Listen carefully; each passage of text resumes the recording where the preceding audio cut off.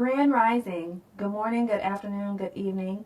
Whatever time you're listening or viewing this podcast, I'd like to say welcome. This is Thoughts of a Black Girl. So today's topic is Purposeful Encounters. This is part of a series that I am going to be interactively teaching to the youth as well as young adults. This particular series covers understanding oneself, purpose-driven life, purposeful encounters, and we go on to talk about self-love, mental health, and financing, and adulting, and a lot of other things. So make sure that you stay tuned into what Thoughts of a Black Girl is going to be doing, especially in the future. So what are purposeful encounters? These are encounters with others that help encourage you to do your best. Now, these encounters are not always positive, but usually they are. I believe that some of our encounters, whether negative or positive, are all about perception and if you learned or were taught a lesson in that encounter. So who is who in a purposeful encounter? I believe no encounter that you have is by mere accident or by chance. Everyone you interact with is either for you to learn or for them to learn, or both. Your energy and vibration calls into your atmosphere those you encounter. Some call this the law of attraction. That's a whole series in itself, so we won't get into that too much. Encounters can be momentarily or lifelong. Sometimes that's up to you. In a purposeful encounter, if by chance you feel like you've met someone and they've made an impact on your life, know that it was not by chance. For instance, your parents. When you are born, you have parents. You don't choose your parents. That's purpose. You were born for a purpose, and you were born into your family, and that is purpose. Whatever you learn through interacting with your mother or father, whether absent or not absent, there's a lesson in that. And again, with perception, can be positive or negative.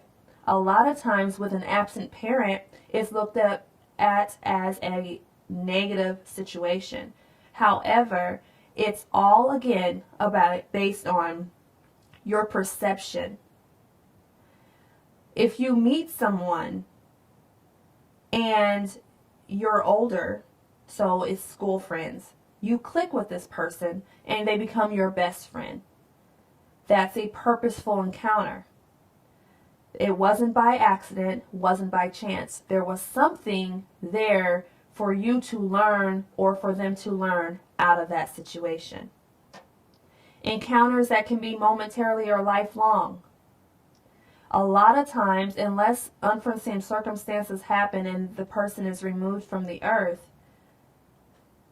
you have control if that person is in your atmosphere, in your life, and you encounter that person for a moment in time or for the rest of your life. You really have the choice. So, evaluate your lessons learned.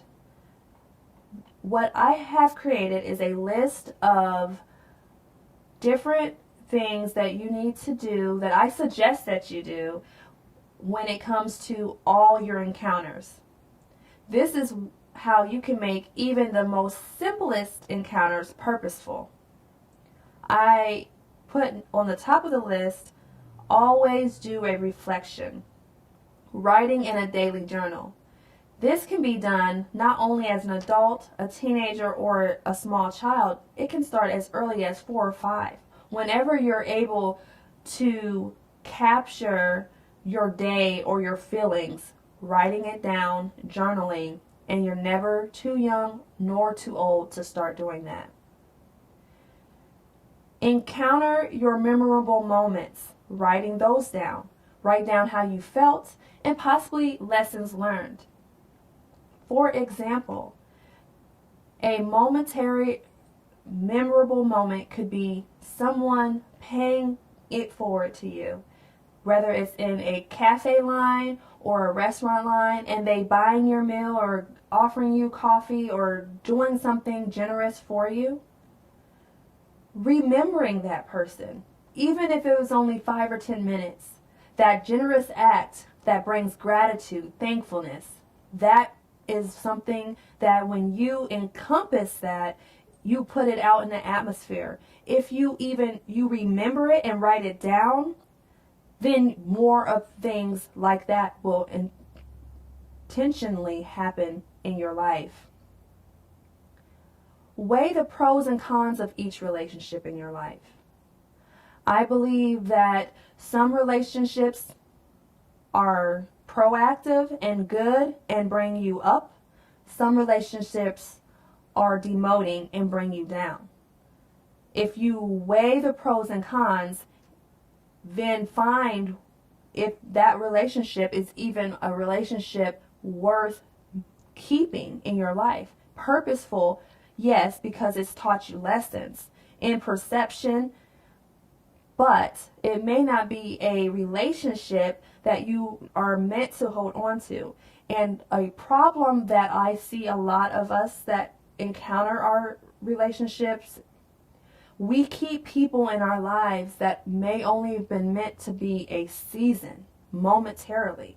And then some people that are kept in our lives momentarily may have been meant to stay long term. However, there's lessons in it all.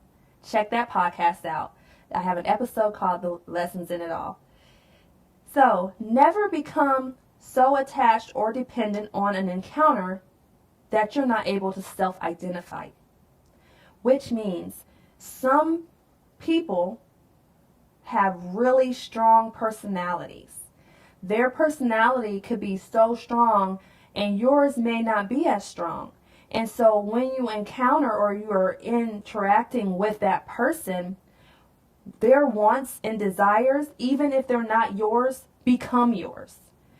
The things that they want you to do become things that you may not want to do, but you end up doing. It is very important to keep yourself detached so you have your own identity, because you are uniquely made, wonderfully gifted, and no one has your fingerprints. So never get so wrapped up in a person, any encounter, that you lose who you are. This can happen even with parents, where they want their child to be what they were, whether that be an officer, a lawyer, a doctor. My father was that, or my mother was that, and their mother, their father. This is what our family does. But that might not be for you. And so their strong personality has overtaken your identity, and you're just being what someone else wants you to be. So that is a lesson, but also a way to weigh your pros and cons in that is to continue to write a daily journal, continue to evaluate yourself and how that makes you feel. And again, check out the previous episode where I talk about purpose-driven life, so that you know that you're not doing something based on someone else's purpose or their purpose for you. And you do that by definitely not becoming attached and making sure you're not dependent on any individual in your life, no matter who it is. Most important encounter that you will ever have is the one that you have with yourself. The one that looking in the mirror, knowing who you are, evaluating how you feel, what makes you feel good, what you are here to do, so that you're not only understanding yourself, having that purpose-driven life, but ensuring that even in your encounters, that you're making your encounters purposeful. Because not only is the lesson to be learned on your part, you're teaching lessons as well. So ensuring that you take self-accountability you're able to evaluate how you respond to others, even if it's only a moment's time, can impact someone's life greatly. First encounter you have is the one that you have with your mother. And a lot of times, the first encounter, the most impactful encounter other than yourself, is the one you have with the one who brought you into this world, which is your mother. And a lot of times that relationship, whether negative or positive, sets the stage for all other encounters. So, as I would suggest, look at all things through a perception and a lesson. And do not ever get wrapped up in woe is me, or this is just, why is it happening to me, or other people have this type of mother and I had this type of mother. Everything that you encounter was meant for you to encounter, and whatever lesson that you were meant to learn was for you to learn, because again, you are uniquely made and no one shares your fingerprints. So whatever lesson or whatever you experience is for you to experience, and most likely that's so that you can go forth and help someone else in a similar experience.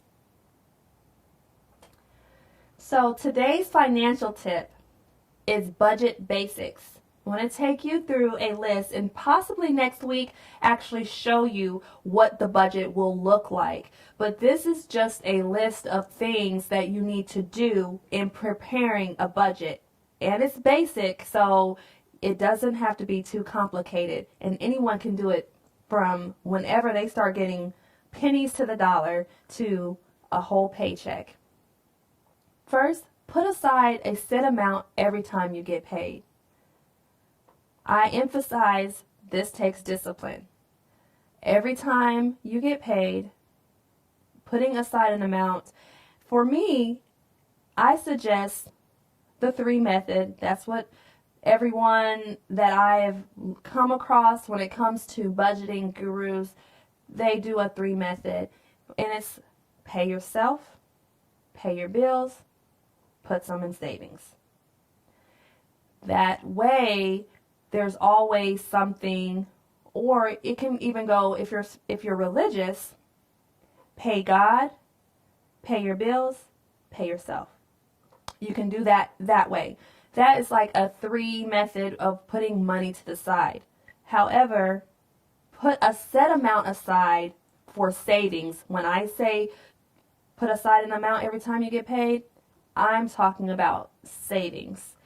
Because, and it does not have to be, I used to shoot for the stars sometimes. I would say, I'm going to put, 20-30% of my check away each time I get it.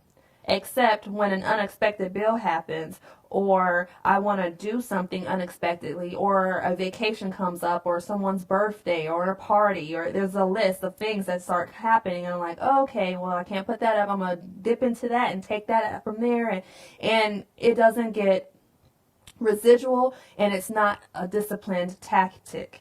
So if you have a set amount aside, let's say $10, $20, $30 that you put aside, and if you're young, you could start off with $5. Every time you get money, put $5 aside. Money, finances accumulated little by little grows.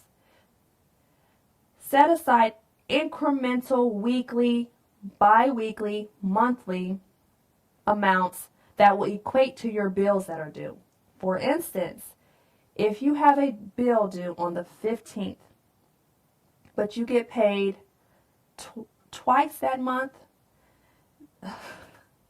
if you get paid twice that month, one is to pay that bill with the closest due date to that amount, or that amount to the closest due date. So, of course, if you get paid on the 8th, then you would normally pay all your bills that are due on the 15th from the money or income that you've gotten on the 8th. However, if most bills are due monthly. So if you can get ahead of your spending and ahead of when the bills are due, and you can calculate, then it can work out the best way possible. For instance, you have a bill that's due on the 22nd. You get 2 or 3 checks until the 22nd. Each time you get paid, do an equation that you can multiply the amount that you get paid, the amount of times that you get paid by the amount that is due and when it's due, and it will give you the amount of the money that of the check of each time you get paid, how much you should be taking out of each check, so that you don't have to take an entire bill amount out of your check all at once or out of your income all at once, and it seems like so much more coming out and you're left with less to work with. If you take little by little, is a key. Always you gain wealth little by little, you accumulate great income, great revenue, accumulating wealth little by little, gradually saving little by little. And as well, if you spend or take away little by little, then over time, then that equates to the amount of that particular bill. So if it's $150 and you're taking $50 out one week, then another week, and then another week, then you've gotten that $150, and by the 4th week, that's if you get paid weekly, for example, by that 4th week, you have the amount of money that's due to pay that bill. Plan for your gas, food, and outings. A lot of times people aren't planning for these things. They know they have to buy gas every week, sometimes every day, sometimes every few days. They know that they have to eat every day, and they know that they want to go somewhere. I don't know. Each person is definitely different, but if you know that you like to go places, plan for those things. If you plan for them, then you don't end up in a situation where did my money go? I don't have anything to show for this money I got. That's because you were spending it and not equating for it. You're not calculating. You're not planning for it to go. You're just spending it. And when you spend like that, it disappears just as fast as it comes because you're not controlling your money. This also takes discipline. The whole financial world, building wealth, saving money, all takes a discipline. Not everyone has this discipline, but everyone can learn this discipline. And if you plan, then you'll have what it takes. So if it's, you know that you have to go get gas every 2 or 3 days, $10, this is an example, then in a week or whenever you get paid, you calculate again, how many times do I have to go get gas before I get paid each time I get paid, or over the long term of a month. Okay, you know that amount, right?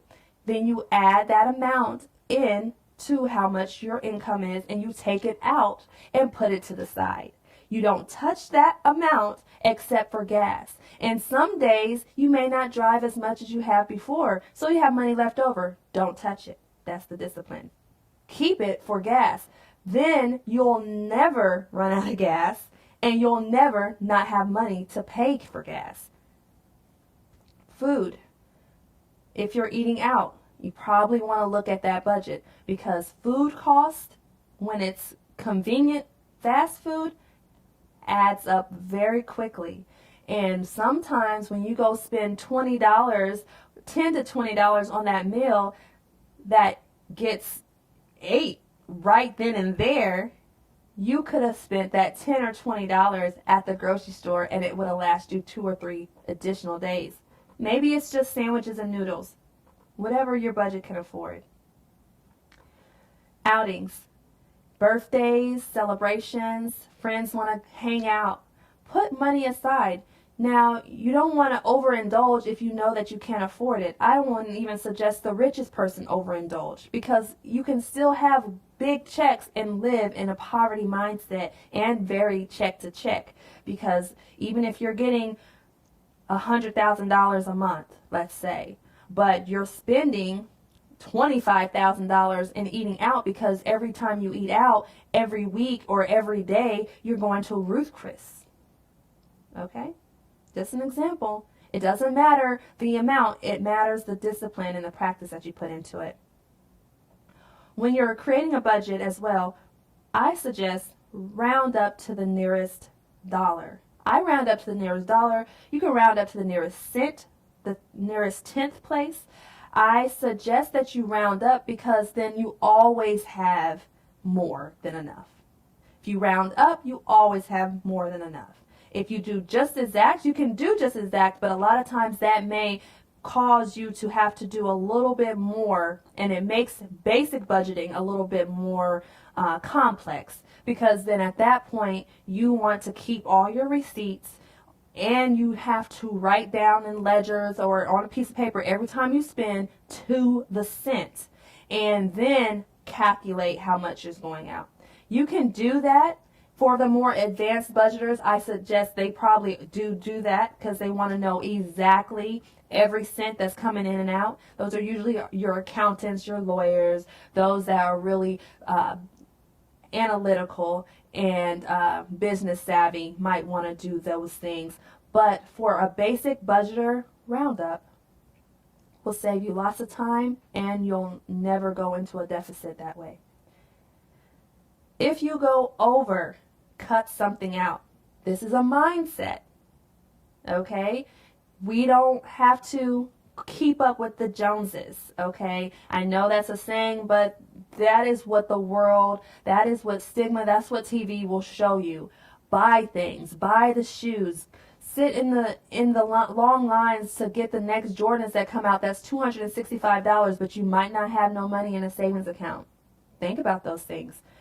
Go out and buy this, buy that, eat out, because you only live once, right?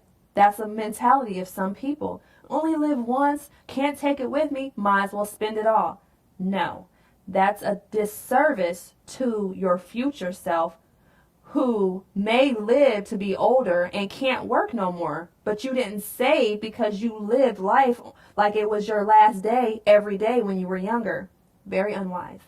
So that concludes today's episode. I would like to encourage you to go to thoughtsofablackgirl.com if you have an inquiry. If you have any questions or like to send me an email, I would say toabginc@gmail.com. This is a non-for-profit 501, and donations are very appreciated and accepted. To donate, PayPal me, Thoughts of a Black Girl, Cashapp, # Thoughts of a Black Girl. And until next time, God bless you and peace be with you.